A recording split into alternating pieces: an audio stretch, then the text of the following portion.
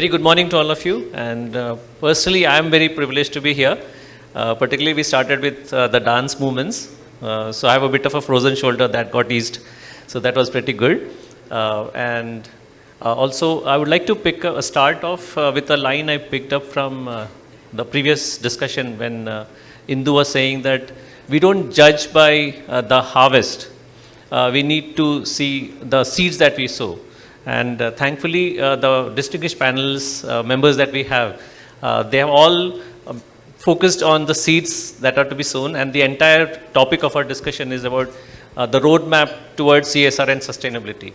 So I think it makes a lot of sense where we focus on the seeds, because that's where the roadmap happens, and then the harvest will come. Depending on the kind of seeds we sow, where we sow it, and how we sow it. So on that note, I would like to start. I'll start with Anand, who is actually the Senior Vice President, Trustee and Co-founder of Sri Sathya Sai Annapoorna Trust, taking care of nutrition of 3 million children.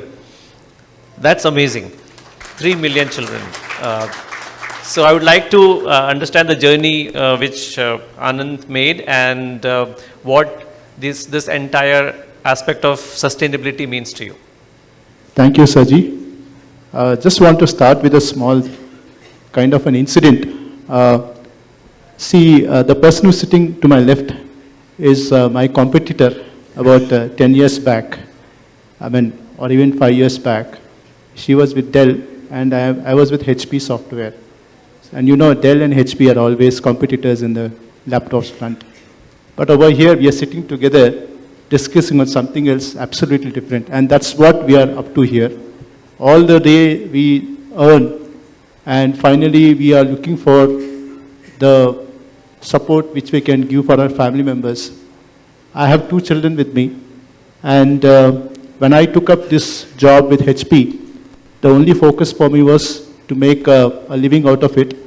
I come from a very middle class family, and with no support, tried to do what best I can do for my children. I used to take my children, especially during their birthdays, to some of these schools and do cake cutting, because I feel that by doing so at a very small age, their minds get very transformed and become kind. So in the process, when we were doing this program, one such school which was very near to our house, and we were just doing this chocolate distribution to the children. And the teacher over there told that, sir, if you are coming once in a while and doing, children may not be having that right nutrition. Is it possible to come every day? So this was a challenge, and I spoke to my better half. She is also here. And I told, why don't we prepare some upma, a very simple 30-minute preparation, and go daily serve the children. And that's how it started. And day one started, and after finishing up the program, then, you know, we have our own corporate careers. So I was thinking maybe we should do once in a week, because I have to adjust my time and all. But somewhere when I was just going back in my car, one girl stopped me and she asked me, Anna, are you coming tomorrow also? That touched my heart. You know, somebody, if your daughter or a son comes and asks you, right, what is prepared for tomorrow, you are very immediately responsive to that. But what about these children? So that actually, motivated me. And the proof in the pudding, or rather the person who actually saw this work is Archana ji only. So she has been seeing us since last 7-8 years. So thank you, Archana, for being over here as my support also. So that's my story, and I'm sure we will cover it more in the next questions. Thank you. Thank you, Anand. That was very interesting. I think, as you mentioned, the good intent is actually now beginning to show the results. I think what Anand touches is another very important aspect of, hundreds and millions of kids, the nutrition aspect of it. And what really scared me was the sheer scale. I think it didn't take a long time.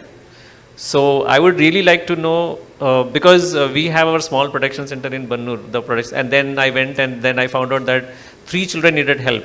And that itself became so mind-boggling. So how do you really touch the scale of impact?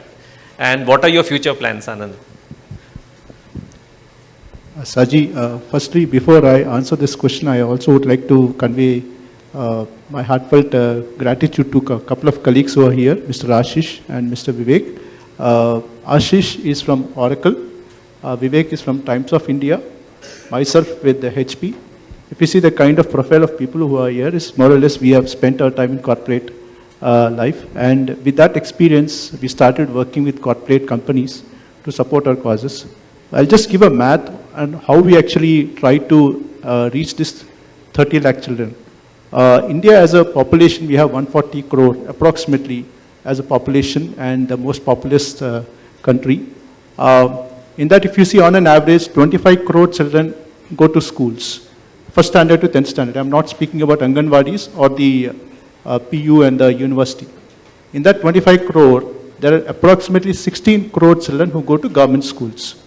Now, on an average, if you take 20-30% of these government schools are in the cities, and then there are some tier B cities also, you can easily say 50% of them are pure rural areas, which is approximately 8 crore children.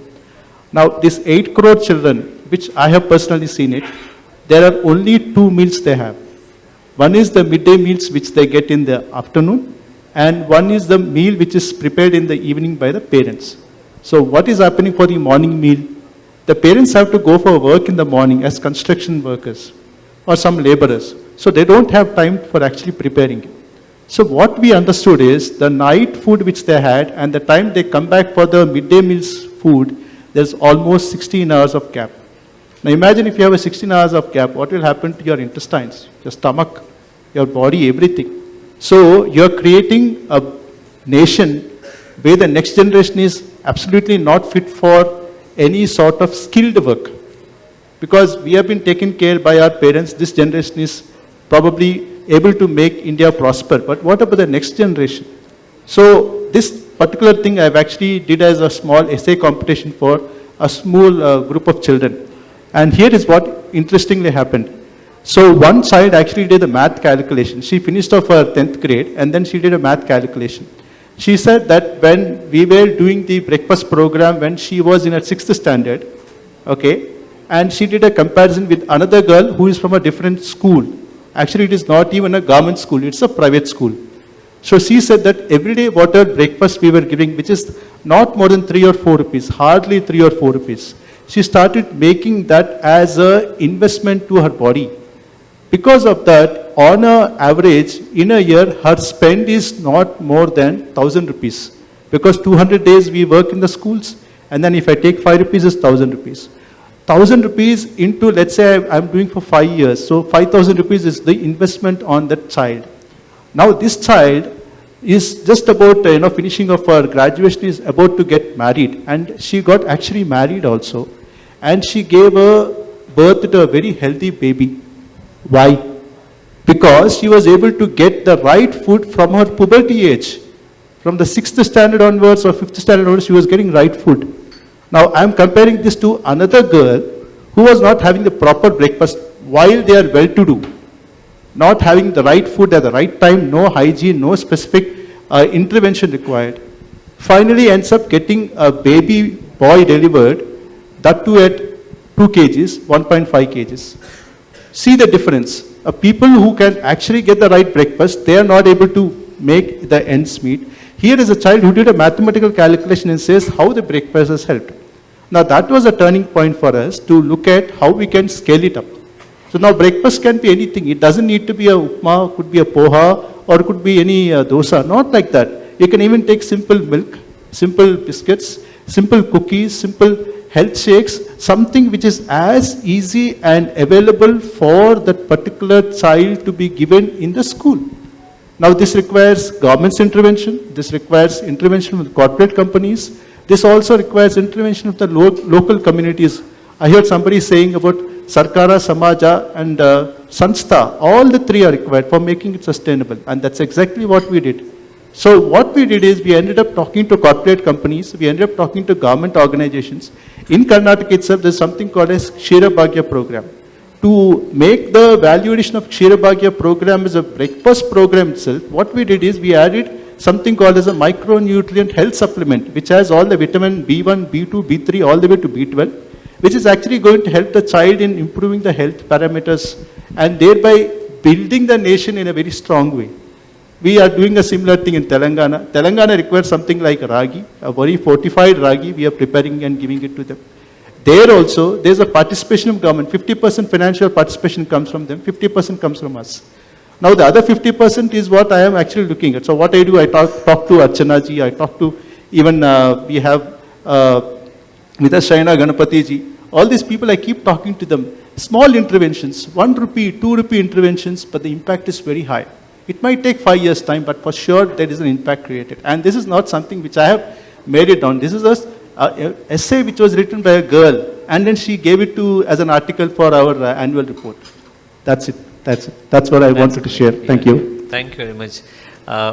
So it was great to listen to all of you to get a very holistic approach of how we need to approach CSR and sustainability. But in the interest of time, we have to wrap up. And what we realized though is that there is plenty of work yet to do. And I think so we have to be constantly on this task. So thank you all of you. It was great listening to all of you.